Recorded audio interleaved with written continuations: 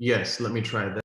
بينهم فلا إثم عليه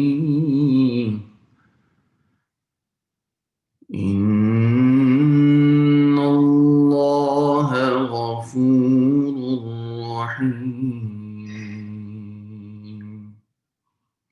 صدق الله العظيم.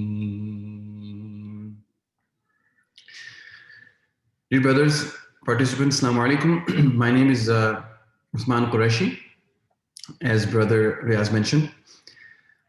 Inshallah, I will go into the meanings of the ayats in my presentation. There's a section of the presentation where I actually interpret the ayah and talk about it.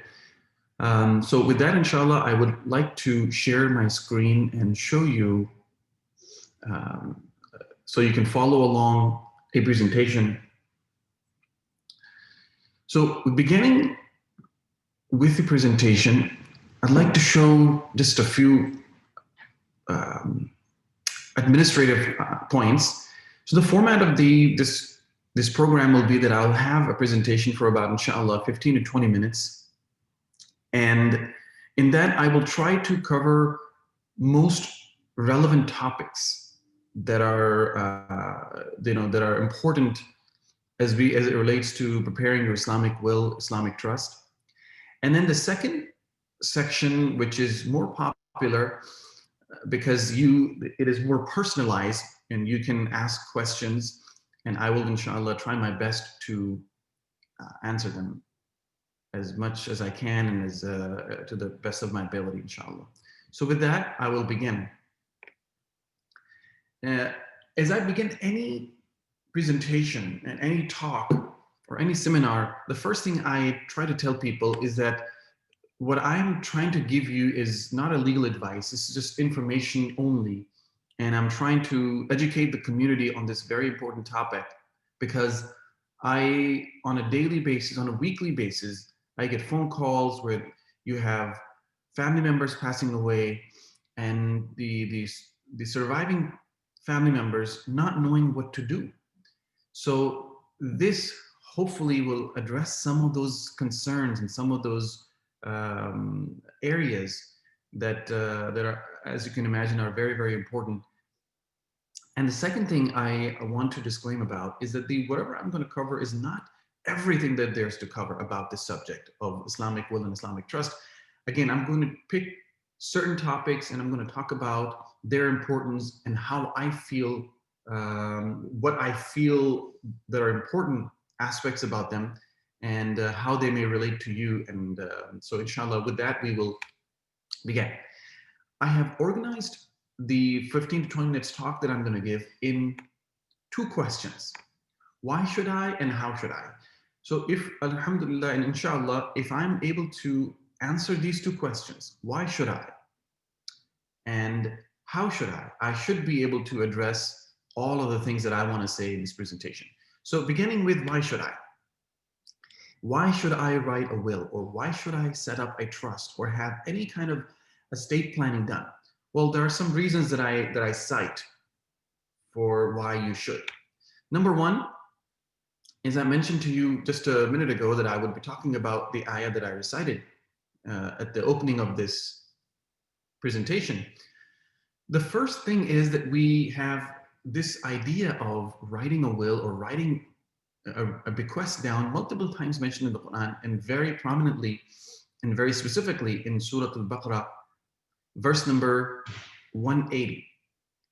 The meaning of which is, it is prescribed when death approaches any of you, if he leaves any goods, that he makes bequest to parents and next of kin, according to reasonable usage, and this is due from those mindful of Allah.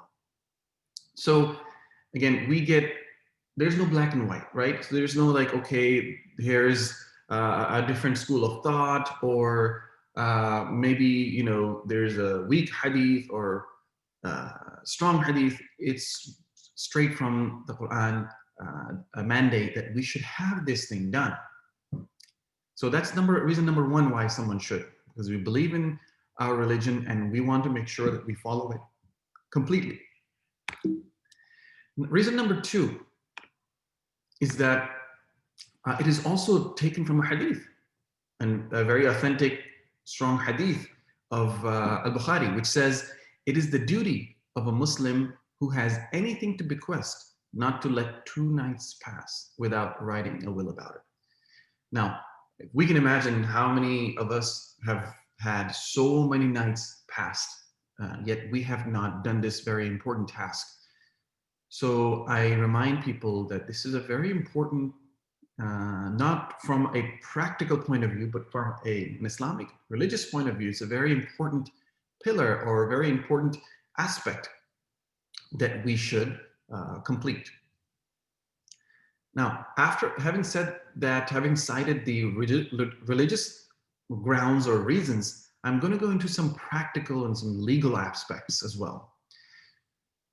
So practically speaking, if you care about these 2 questions, if you care to answer, if you answer these 2 questions in the affirmative, if you answer these questions yes, which is, do you care who gets your wealth upon your death? And in some cases, sudden death. And I can't tell you how many times I have picked up the phone where I heard family members telling me that he was fine or she was fine, and now he's gone. And I don't need to, give you testimony. We have seen so many members in our community. We hear all the time, sometimes Plano, Irving, Dallas, all over the place, right? Where we hear the sad news that this brother or the sister just passed away, either with an accident or natural causes or whatever the case may be. And if any of you is part of the mailing lists of the masajids, you get an email almost every other day, janaza announcements, or somebody passing away. So we have this reality come before us almost on a weekly basis, yet we don't think about it, right? So today the idea is for us to really pay attention to it and get in the mode of having this important task completed. So if you care who gets your wealth upon your death, then you have to write a will about it. Number 2, do you care who takes care of your children upon your death? And a lot of times this second question is more important than the first one, because most of the people who come to me, say, oh, we don't care much about the money, but we care about our kids. We want to make sure that there's somebody in charge, somebody who we trust our kids with, and he or she is going to be the one taking care and taking over, not some random person, not somebody appointed by a court or a judge or some other state agency. We want to appoint somebody who is going to take care of our kids. So if the answer to this question is yes, do you care who takes care of your children upon your death? Then you have to write it down. You have to write a will about it, or you have to have some estate planning done. Now, if you don't do that, as it says, the judge appoints a guardian for your minor children, not you. So there are some other legal consequences as well, and I'm going to go through them rather quickly. So dying without a will, as I mentioned to you, that it has legal consequences, right? So if you don't write a will and you do not have these instructions in place, then somebody else will, or some other body of law or another body of a government is going to come and decide and dictate how your assets will be distributed. Number 1, it's not going to be done according to Islamic principles. That is hands down. That's not going to happen, right? Because the state law does not follow any religious rules. They have their own laws. They have their own set of rules that they follow when it comes to distribution.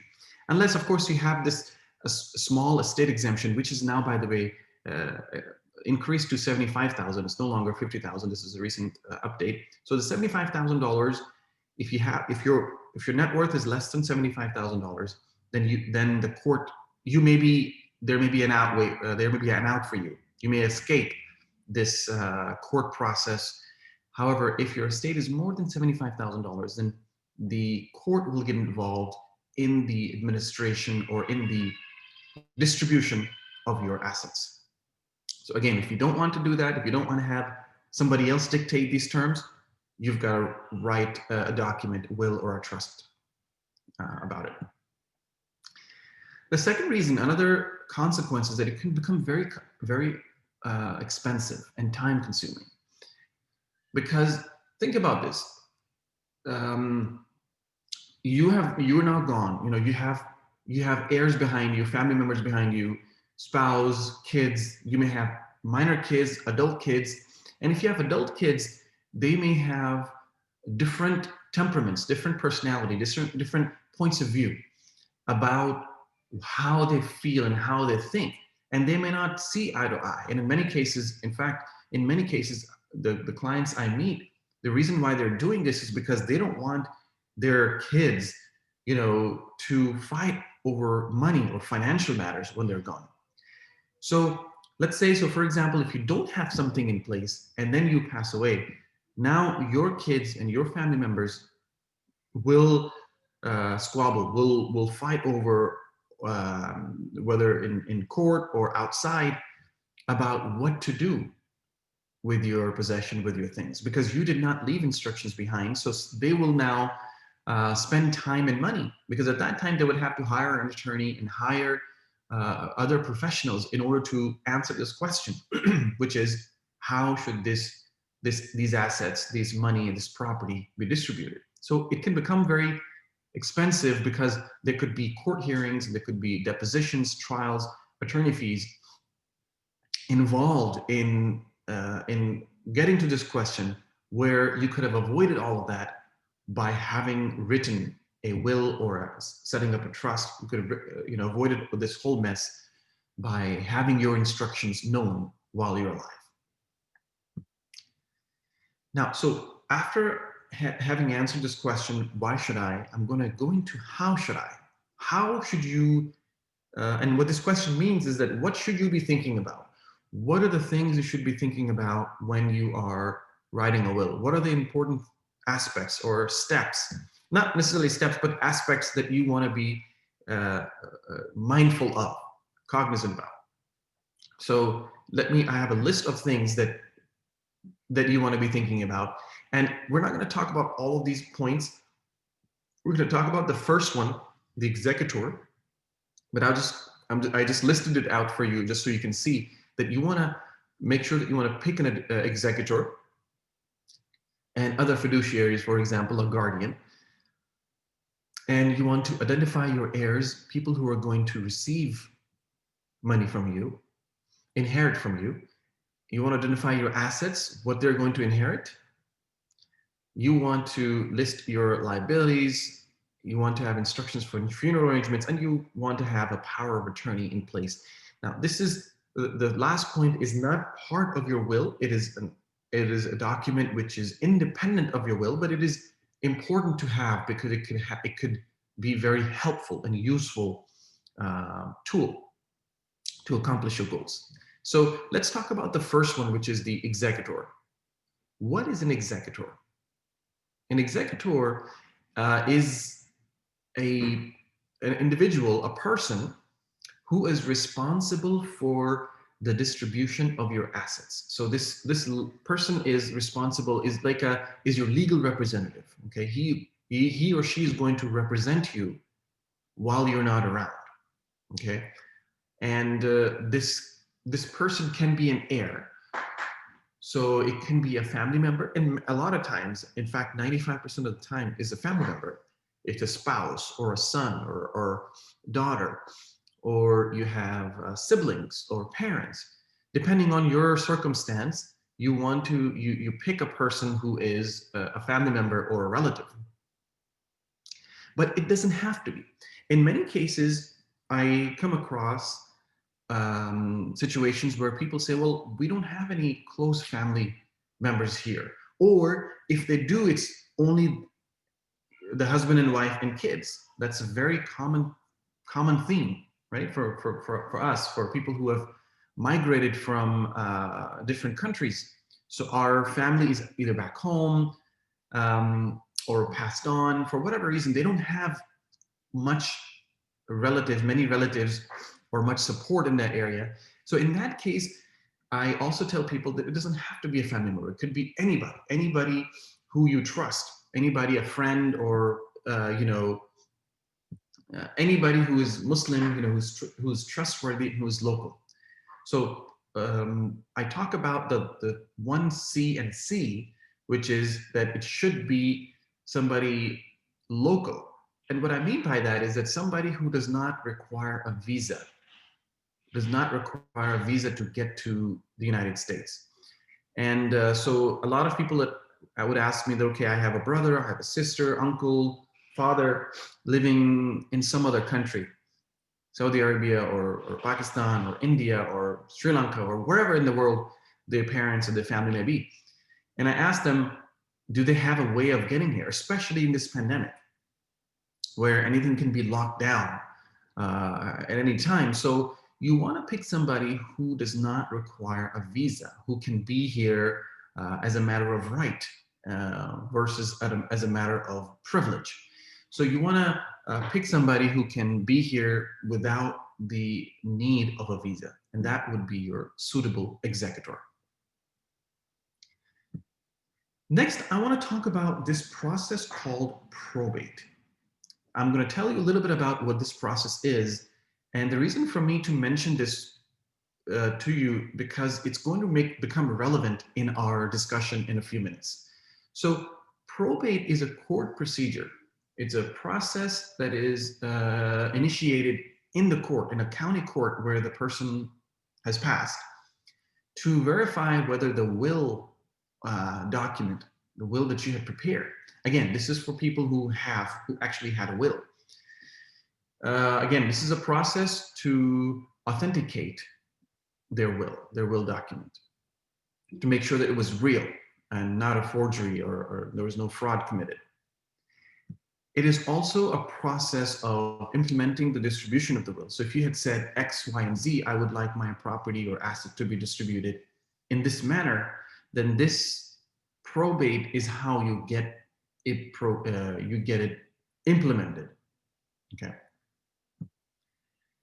It also settles the matters of the deceased. So if the person who passed on had debt, or if they had death benefits, either debt or death benefits, this process will go through that so that those matters can be handled. If the debt had to be paid, it will be paid as part of the probate process. And if there was death benefits to be collected, the family members, whoever is named again as the executor, as I mentioned to you in the previous slide, he or she will be able to access those death benefits accordingly. Now, in the recent 5 years, I would say, people have been asking me about this thing called trust or living trust.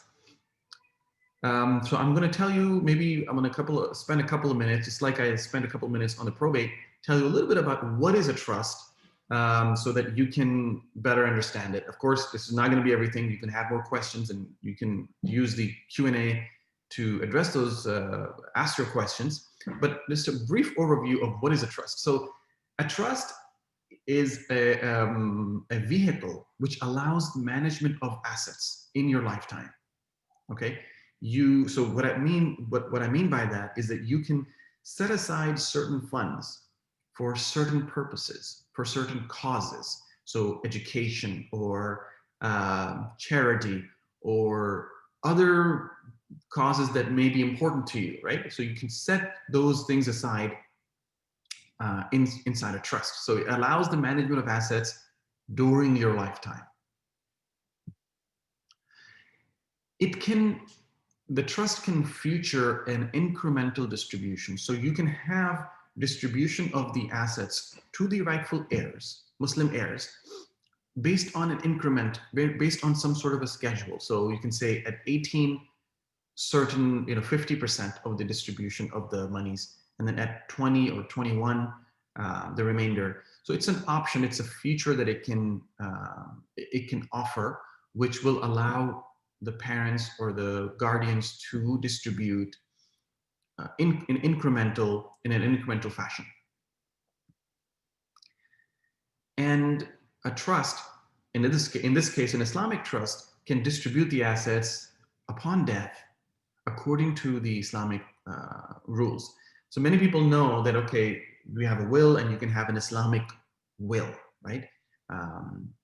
But we also can have an Islamic trust. It will just be based on Islamic principles. It'll be created under the guidance of Islamic law as well as the state law, which is Texas. And lastly, it can avoid probate. So the process that I mentioned to you earlier, this process of probate. So I told you that there's a court process that anybody who has a will, who has prepared a will, after they've passed on, their family members must go through this probate process.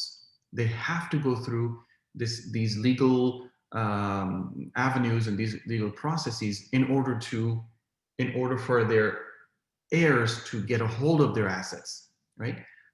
Now, fast forward, if a trust is established, then you can avoid this probate process, meaning the distribution of the assets can be handled privately without the involvement or interference of a judge or a court. And to illustrate that point even more, I have prepared what's like a small flowchart, which will help you sort of, and of course, I'm sorry, it eliminates attorney fees, because of avoiding probate will eliminate attorney fees, court costs, and hassle. So, and I've prepared a chart for you guys, for the visual learners, to kind of see and take, notes or pictures or whatever you want to do of this flowchart. So you can see that there are two things. There's a will and there's a trust, right? So trust and will, side by side, compared. On the left-hand side, you have the will, and you can see that it has to go through this probate process, meaning the will itself has to be what's called probated. And then you can imagine the arrows as the assets. So the will has the assets that has to go through the probate, and then the assets now point down to the heirs, and that's who receives them on the other end. And you have attorneys involved. There can be a delay, and there are lots of reasons for delay. Typically, probate process, especially given the atmosphere these days, it's months long, right? It's months long, very, very safely, easily months long. But if there's a dispute in the family, right, as I mentioned to you earlier, even if you do have a will, there can be disputes, even though they may be, the disputes will be resolved on the basis of the will. However, disputes can still arise, right, within the family members. So if you are in a court setting where there are public hearings and whatnot, there is more opportunity for the family members to come and dispute and challenge certain things. So again, there could be delays due to contests and challenges. There's public disclosure of assets, because probate is a public process. So everybody knows what's happening and what's going on. Anybody can just attend a hearing, which is a public forum. Anybody can attend the probate hearing and find out what's going on, because it's not a private matter anymore. It has emotional impact on the family, of course. It's a long process, right? I have had so many clients who have appeared before judges who break down, because this is a very traumatic experience, because it reminds them of the family member because of whom they are here in the court. So it can be a very emotional experience. It can be expensive, and it is easily contestable, meaning anybody can contest it. And on the right-hand side, you see this the opposite of what's on the left-hand side. You have the trust and the assets, which is represented by the arrow, going directly to the heirs, privately, no courts, no attorneys, nothing involved that will delay the process. Okay, so I'm inshallah going to, hopefully everybody has had a chance to study this, take a picture, mental picture, phone picture, and then inshallah we'll move on to the next slide. So before I conclude, and I think I took a little more than 20 minutes, before I conclude, I want to, and turn it over to the Q&A, I want to answer some of the very common questions that I get asked. Hopefully, addressing these will have already answered some of the questions that you may ask. So, is Sharia compliant will valid in Texas? And the answer is yes. There's nothing in state law, there's nothing in state constitution or any other statutes or case law or any body of law in the state of Texas that says, oh, Sharia is not allowed or Sharia compliant will is not allowed. So as long as the will is valid, meaning it's legal, and I'll give you an example of what that means. As long as it's legal, it can say whatever your beliefs are. You can have a will written down according to your belief, whether it's Islam or Judaism or Christianity, whatever your faith is, you can follow that in order to prepare your will. Now, when I said it has to be legal, it has to be, what I meant by that is that you cannot say anything in your will which is illegal on its face. For example, you cannot say in your will that upon my death, take $5,000 and set up a cocaine shop. That's not legal. The activity that you're describing is an illegal activity. So that part of the will, whether it's part of your religious belief or not, that's going to be struck because that's not a legal activity. But other than that, any other legal acts that are in the eyes of the law that are legal, which is one of which is that I want to practice my religion, I want to practice how what my faith dictates. That's a totally legitimate and legal point of view. So that will be valid. The second question I get asked, can I use a template found online? And the answer is most likely yes, you could use a template online. However, that's akin to saying that, can I use a template online to perform a surgery on myself? Can I just download an instruction how to do, amputation of my toe, and is that okay? And the answer is likely not, because you're going to make mistakes. You're going to do something that you should not have done. So anything that is available online, with due respect, I mean, people who have spent time and effort in preparing these, but my take is always that unless you are doing this with the help of a professional, with the help of somebody who knows what the pitfalls are, what mistakes you can make, it's not a good idea. So if you have a template that you're using and you're set that you're going to do that, I would at least advise you to get a legal opinion, meaning have somebody look at it and say, hey, tell me what I'm signing, tell me what I'm writing. And that person, if he has or she has the knowledge of estate and probate, they will be able to go through the document and tell you, this is what it says and these are the consequences of it. And I can tell you, I've reviewed so many of these. And at the end of my review, when I have said that, okay, this is what it means, this is what the actual legal consequence is, I've had nobody actually go through with it. They said, no, this is not what we wanted. We thought we were doing this, but we're not. So again, can you use it? Yes. Should you use it? Only with advice and guidance of somebody who knows what the legal consequences may be. Does my will trust cover overseas assets? And the answer is no. The assets that are covered by a will or trust prepared in the United States will only cover assets here in the United States. If you have assets overseas, you will have to have a document, a will, trust, something prepared overseas, which will address those assets. This is a question that I get asked often. So there are people in the corporate world who are offered by their employers certain legal benefits, legal plans, and one of the most famous one or most common one, the popular one, is this called MetLife or Hyatt legal plan. And there's one more, which is called ARAG, A-R-A-G. That's another common one. Big employees, big companies offer their employees either MetLife or ARAG. Those are the two that I have seen in my experience. And I happen to participate in both of them. I'm an approved attorney in MetLife, which was previously known as Hayat Legal Plan, as well as ARAG, A-R-A-G, legal insurance. I'm part of both. So if you are part of if you have this benefit, or if you have the opportunity to enroll in this benefit, you should you should do that, and I will be able to assist you, according to your plan. How much does it? This is a very important and very favorite questions of most of the attendees. What does it all cost? And my answer is not the most favorite that people like, and which is it depends, because I don't know exactly what I'm doing in order for me to tell you what it costs.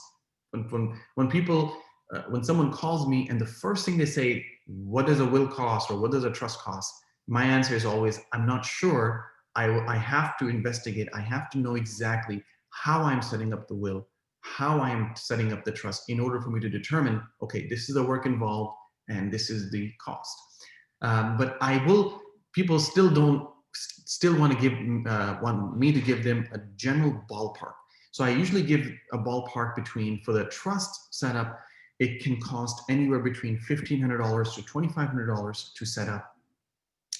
For a wills, it can cost anywhere from $900 to $1,500 for the wills. So those are just general ideas of what the cost may be. But again, it can vary depending on your situation, your family makeup, how you want to structure it, and so on and so forth. So with that, inshallah, I would like to turn it over to the Q&A section here. And then as Brother Riyadh mentioned on the onset, there's the people who are in the chat. You are more than welcome to, if you're in the Zoom, you're more than welcome to write your questions in the Q&A section, and I have access to that. Inshallah, I'm going to be answering those questions. And those of you who have not connected via a computer, or you're dialing in using a phone number, you can actually message your question to the number on the screen. Obviously, you can't see the screen, so I'm going to read it out to you. The number is 972-325-6499. And I'm going to repeat it a couple of times so people can memorize it or write it down. The number is 972-325-6499. Last time, 972-325-6499. Shall I look at the questions now and see if I can answer? All right. Jazakallah khairan, Brother Usman, yes, for the presentation and for that information. Absolutely. So, brothers, like I said at the beginning session, you have two ways to ask the questions. So one is to use the chat option. I just looked at the participants list. We have about 100 participants on the call. So alhamdulillah, only 3 of them are calling in through phone. So the rest of you, we request that you put your questions through the chat option. And the folks, the 3 people who are on the call, if you need to ask a question, please do text as Brother Usman suggested. So inshallah, he'll be taking the questions from the chat and also from the text, and he'll be responding. Please go ahead, Brother Usman. Jazakallah khair, Brother Riyaz. The first question is, do you share the video recording of the session? I would leave that up to the discretion of the hosts, and inshallah, you can contact Brother Riyaz to get a copy of the recording.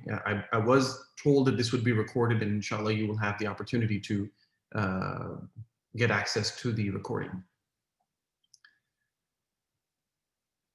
Second question I'm getting to.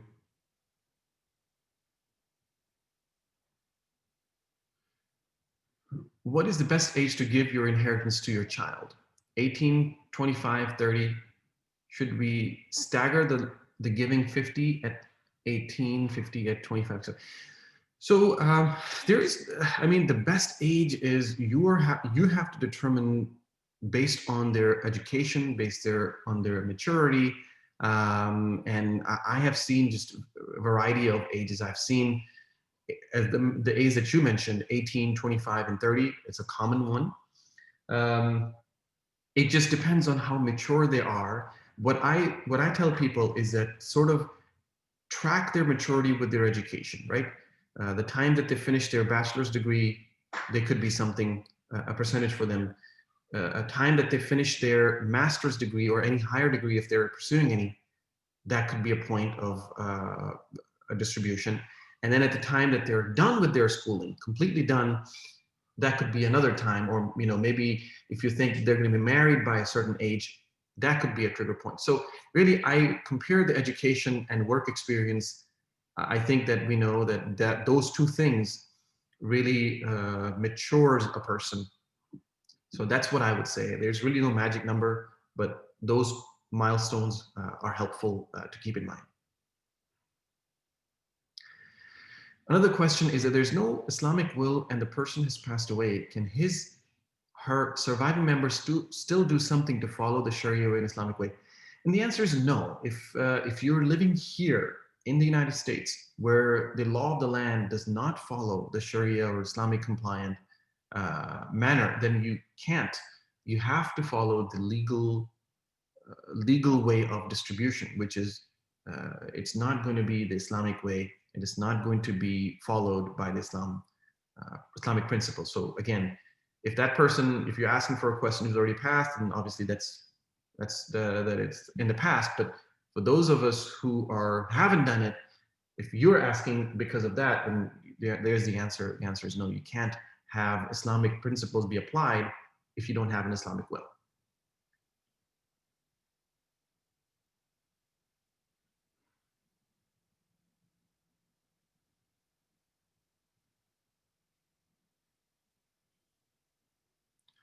I'm going through these questions. There is another question that says, where can we download a template of Islamic will or an Islamic living trust so we can write our own? That would be something that you would have to, I'm not sure of any resources that I can point you to. You would have to just use internet to find a resource to do that on your own. Will the slide be distributed afterwards? I don't, it's not my practice to distribute the slides. However, I do tell people that if you want a copy of it, if you want a copy of the slide, then you can certainly email me and I can provide them to you. So if you have my email address, you can send me an email and I can send you the copy of the slides.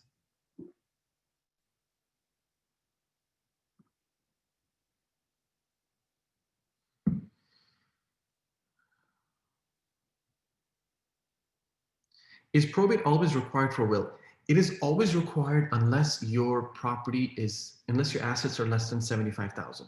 So the answer is yes, except when you fall into that exemption of under 75,000, then you don't have to have a probate because your asset value is less than 75,000. But if it's 75,001, then yes, it will be required.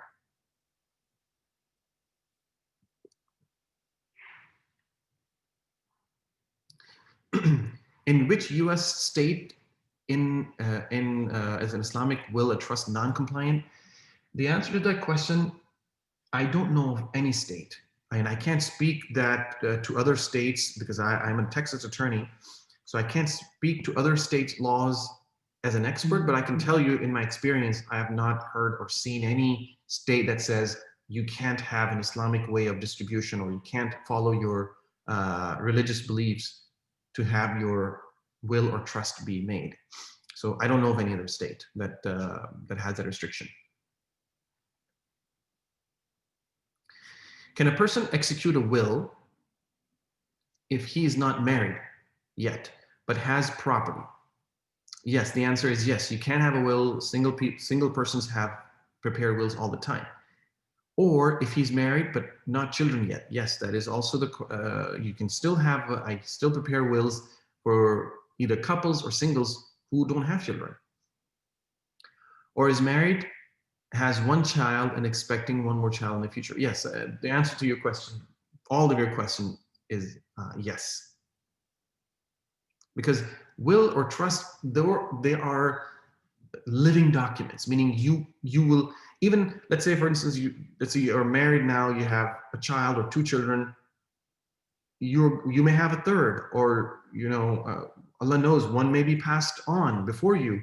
So the life will change, right? So preparing a will is not, you're not putting a seal on life changes, right?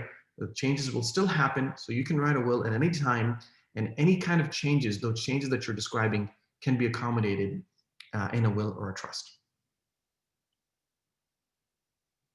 How to make a will in Texas? Does it have to be attested by anyone? Well, how to make a will? Well, first of all, you have to know what to write in the will, right? As I mentioned in my presentation, you have to pick an executor, you have to identify your assets, identify liabilities, funeral instructions, any charitable donations, and then names of the heirs, people who are going to receive from you. You have to know all those things, note all those things, and then that's how you prepare a will. You write it down or type it up, all those instructions, and then it does have to be attested by a notary and witnesses. So it's not just something that you can do on your own. You will have to have other people be involved. Now, there is something called a holographic will, which is a will completely written in your handwriting. So you can have a handwritten will, which does not require any kind of attestation. So you can. In Texas, holographic wills are allowed. However, they are the easiest to challenge. Okay, they're the easiest to challenge because the biggest difficulty is that you would have to authenticate. Anybody can say, oh, I don't think this is my father's handwriting or my mother's handwriting or my wife's or husband's handwriting. Then that's the easiest way to challenge the will and possibly nullify it. So again, yes, holographic will is an option, but it's not something that is practiced. So that's not something I would recommend for anyone to do.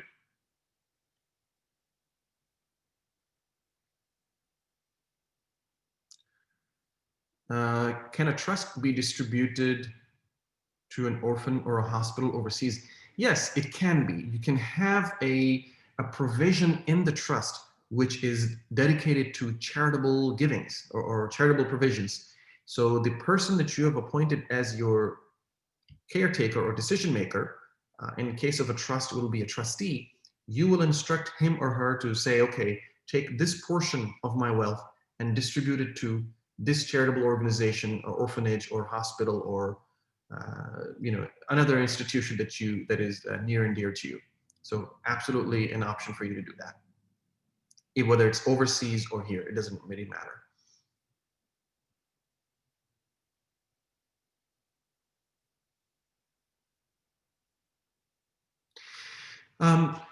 Another question is that if somebody has a TODD for a house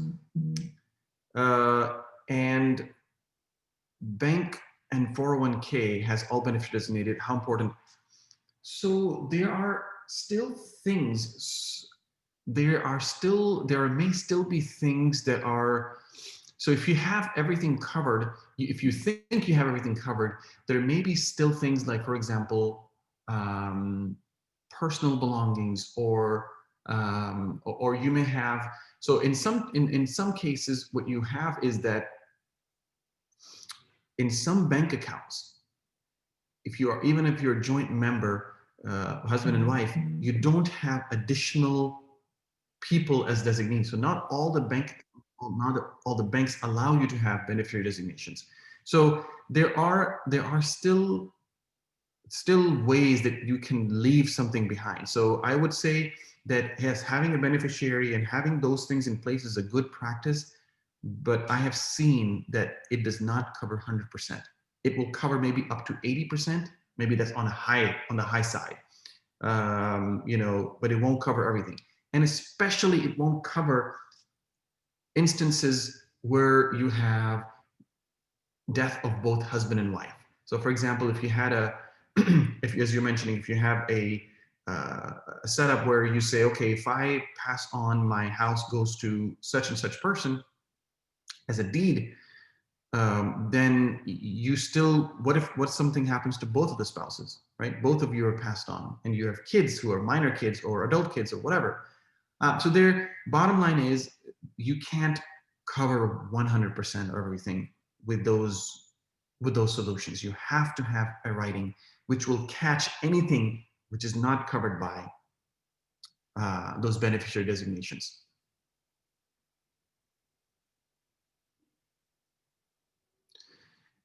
As per Texas law, is wife 100% beneficiary of your funds and 50% in property? How we handle it while writing a will as per Islamic law.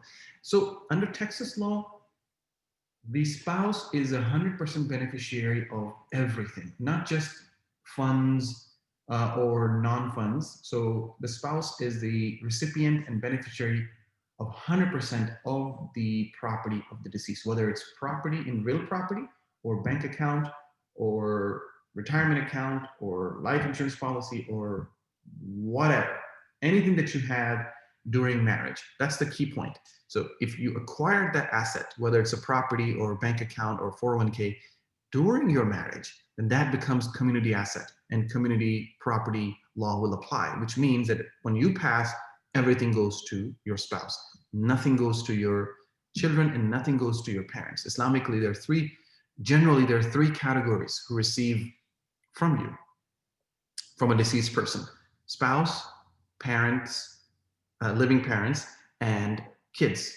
And there may be siblings also come into picture, depending on whether you have male descendants or only female descendants. So there is some variation in that, but at the very least, those three categories will receive. And again, by this question that you're asking me, obviously, everything will go to your spouse, which won't be the Islamic way of distribution.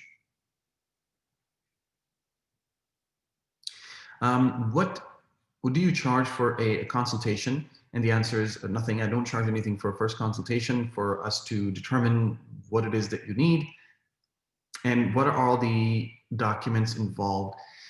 So the documents are various. There is a trust prepared, wills prepared, there are living wills prepared, there are powers of attorney, healthcare directives. So a total of about 10 documents. If you do a complete estate planning, I prepare up to 10 documents that are necessary for your estate plan. And I don't, for my consultation, I don't charge anything, just to figure out exactly what you need. And then after we've figured out, and I've given you, okay, this is what the fee is, this is what the time is, this is what I'm gonna do for you, then we begin the process.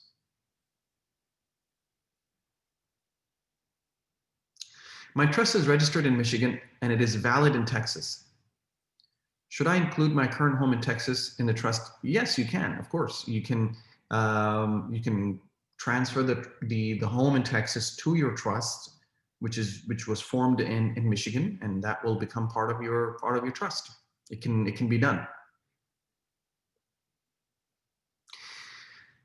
Should we be updating the will? I answered this question is that there's no rule that says you should update every year, or it based on changes. So if you have a change occur in your life, then yes, you would want to update your will.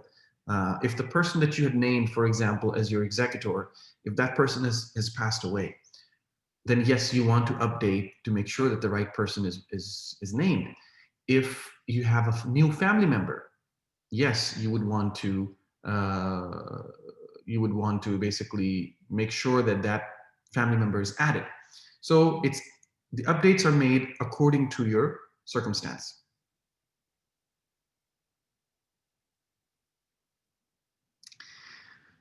One question is, we don't have anyone that we feel comfortable as designated an executor. Can my firm represent it as an executor? And the answer is no. My firm does not provide that service.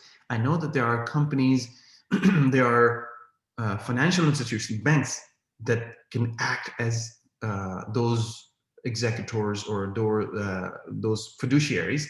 My firm does not. But I know there are many companies, many financial institutions who will be able to assist you with that. What preparations are needed to before meeting with me to write a will? So before our meeting, the first meeting, what I ask people to do is complete a worksheet or a form. So the process is that once you want to begin, you would send me an email and we will set up a time first. So let's say we'll set up, today is Saturday, for example, we'll set up a time for Wednesday or Thursday. And then today, being Saturday, I will send you that worksheet that you will need to fill out for me by the time that we meet on Wednesday or Thursday. So by that time, you will have filled out that worksheet for me, and that is what you are going to, that's what we're going to look at both in order to determine what it is that we need. It helps you sort of gather all the information, right? And it also helps you ask me the questions that you would want to be asking, and it helps me understand the scope of things and be able to help you. So what you need is email to me, and then I will walk you through the steps. And Brother Usman, this is Riaz. A quick time check. I know we are coming close to a 1 o'clock, I mean, a 1 hour mark. Yes. And we have many more questions on the chat window. Yes. So I would request, I mean, do what you can from the questions. And then since you offered for consultation, and the consultation is initially free, I know that many brothers and sisters who are on the call, it is possible that we may not be able to get to your questions. If that is the case, Brother Usman has offered for a consultation, and his information is on the slide, is on the screen. Please note that down, and inshallah you can reach out to him, but he will do his best to answer the questions that we have. But again, we are almost 1 hour into the program, and I'll let Brother Usman kind of continue. And at some point we may have to kind of conclude. I just wanted to kind of mention that. Sure. Thank you for doing that, Brother Riaz. Inshallah, I'm going to do, you'd mentioned in the beginning 90 minutes, but we'll probably do it in about next 15 minutes. We'll go ahead and wrap things up. Okay. Next question, does trust being revocable or irrevocable align with Islamic beliefs? No, there's no difference in the revocability or irrevocability as it relates to Islamic rules. Again, these are, there's no difference in that. Which one is better? And the answer to that question depends on your circumstances. There are some tax benefits to irrevocable trust. Again, I would ask you to email me that question, and maybe we'll have a much more lengthier discussion to address those questions. How do you make changes to a living will? You can do that by, you have to have another will, another writing done, and that's how you make any changes. You don't make any changes to the document itself. You prepare another document to make the change. Do we have to have both will and trust in place? The answer is yes. When I prepare the documents, I prepare a trust and a will, because they perform two different functions. A trust addresses financial items, financial matters, who gets what, that question. Whereas the will addresses the guardianship issue, who takes care of minor kids, or funeral and burial arrangements that are in the will. So yes, both things are prepared, trust and the will, but trust does one thing and the will does another thing.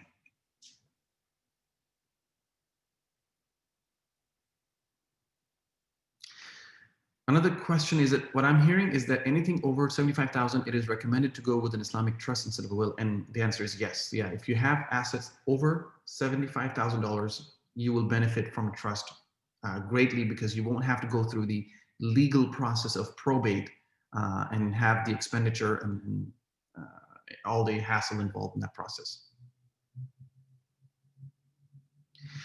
How will the will be executed if the executor dies with the deceased? That's a good question. That's why I always recommend naming more than one executor. So you have one executor, you have three, like one is your spouse and then two backups. So that way you have people, if let's say if you and your spouse pass away, then you have two backups who can be caretakers.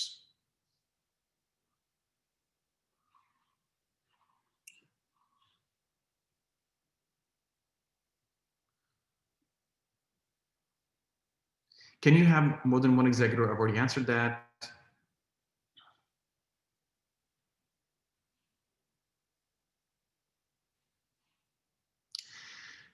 I believe I've answered some of these questions, so I'm reading them, and if I've answered it, I'm skipping and going to the next question.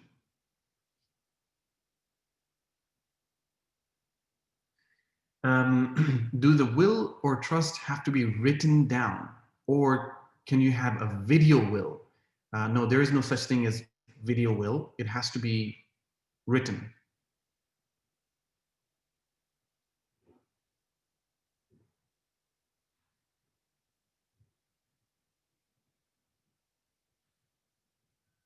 In case of both passing, a person's passed away, well, the question is, what happens to the minor kids? Well, in the will, you appoint guardians. You appoint guardians who are going to take over and be able to address their needs. So there is a procedure in the will that you can appoint, again, two backups, two people who will take after you and your spouse, meaning mother and the father, who are going to take care of the minor kids. That's why I said it's important to have it written down. A will.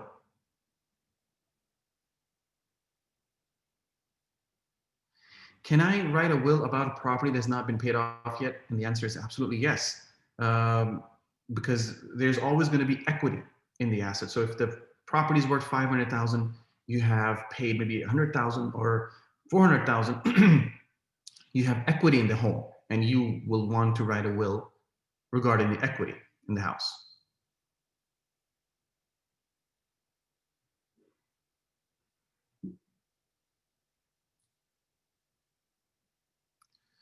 If there are liabilities that come up from the family that have not been included in the will, well, liabilities will have to be addressed depending on the type of liability, whether it's a mortgage or credit card bill. It depends on the type of liability, but it will have to be handled. It'll have to be paid off as part of the process, as part of either the probate process if you're in a will, or if you have a trust established, then the trust instructions will say, okay, pay off my liabilities before distributing my assets. So this question is it's saying that I'm confused about trust and estate planning. Trust, estate planning is the umbrella. Okay, so you're planning for your estate, right? Trust is one of the tools that you use to plan for your estate, meaning what happens to your estate, right? So estate planning is an umbrella term, and trust falls under the estate planning. Estate planning also includes living will and the will and trust and powers of attorney, right? So these are all elements of estate planning. The trust is only one of the components or the elements of the estate planning. I hope I explained it correctly. How much percentage can you give to charity? Islamically, up to 1/3, 33%.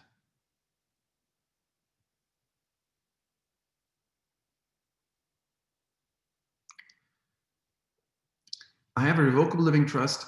Should I have a domestic asset protection trust? There are ways to protect assets, and I do also asset protection for people. So I would ask you, and the answer is yes to your question. Should you? Yes, you should. But again, please reach out to me, and I can talk to you about different ways of protecting your assets.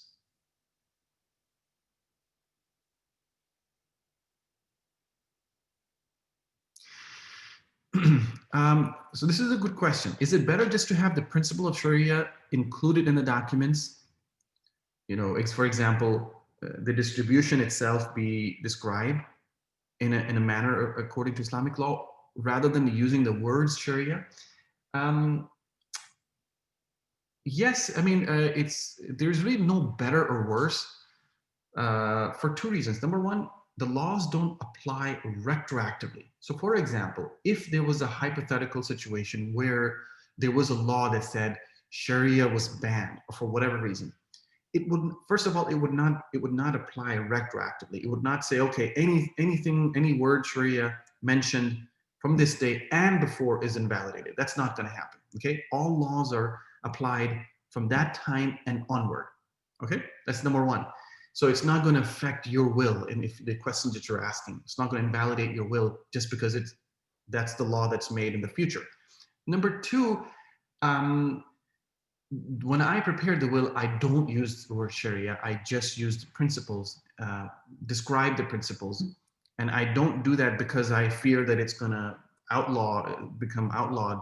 That's just how I do it. It's just my practice.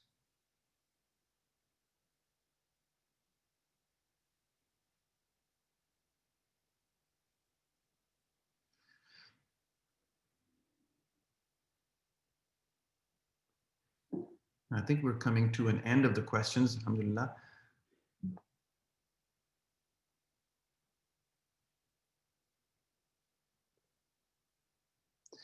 If any beneficiaries pass away, does the will extend to their legal heirs? It depends on how the will is set up. Is it set up so that the assets go to the deceased person's heirs? If the answer is yes, then yeah, it will go to those heirs. So it really is, it depends on how you have set up the will, who should receive. So there are, various scenarios that I describe. What happens if the parent pass away, one parent, both parents and kids. So there are various scenarios that I describe in the document to cover as many scenarios as possible.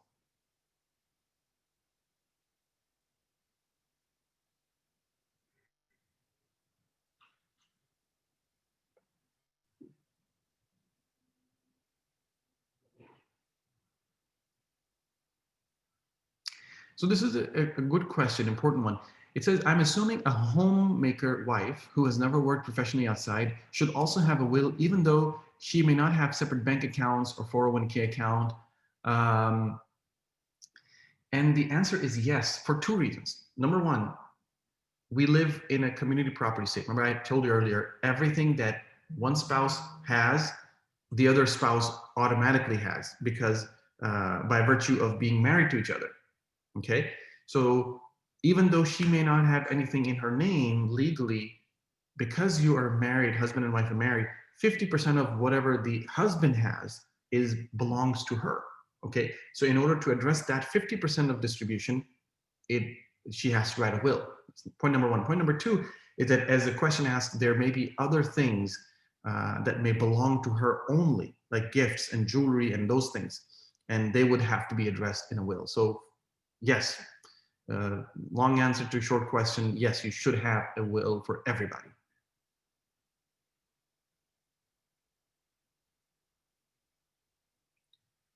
Another question is that, can you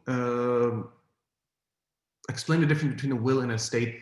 I kind of did that in my in the chart flow. Will gets you to the probate, whereas estate or trust avoids probate, and that's really the biggest reason for this, is that you want to make sure that you don't want to have a court process to go through after the deceased has left this world. You don't want the family members to go through that, the hassle, the time, the effort, and the expense. I tell people, in general, as a rule of thumb, that people are going to spend 3 times more than on will than on trust. And I'll repeat. So people will spend 3 times more on wills than on trust, because of the fact that you have this cost in the future, that the probate you will have to go through. And that makes the overall cost 3 times more. So again, that's what I've seen in my experience. I have a couple of questions on my phone as well. So let me just, actually there are only 2, so I'll go quickly.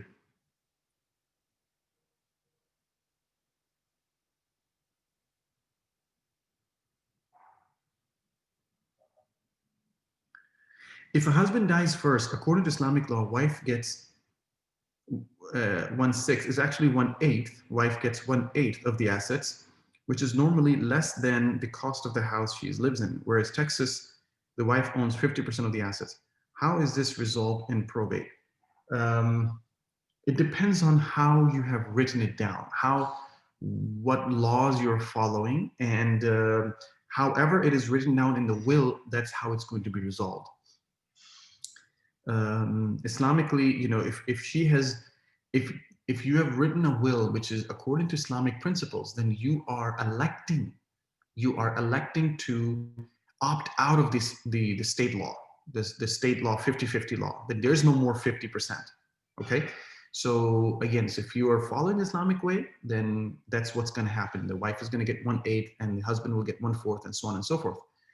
But if you're following the state law, then that's what you're gonna do. So, but the point is that you are opting out of the state law. Are you doing meetings in person or via Zoom these days? Both. So I do the initial consultation via Zoom or other virtual method, and then there is a follow-up of an in-person meeting in order to finalize and execute documents.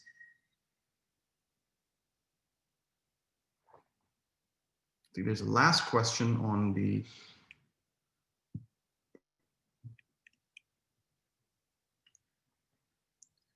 chat, Zoom chat. There's a last question. If I previously set up a will in another state, will it be valid in Texas? Yes. A will prepared in any state is going to be valid in any other state. That's there's a law called full faith and credit. That means any legal document which is valid in one state is also going to be valid in another state. So alhamdulillah, we have gone through all of the questions on the Zoom. I have 2 more questions on my phone, which I'm going to answer quickly, and we will conclude, inshallah.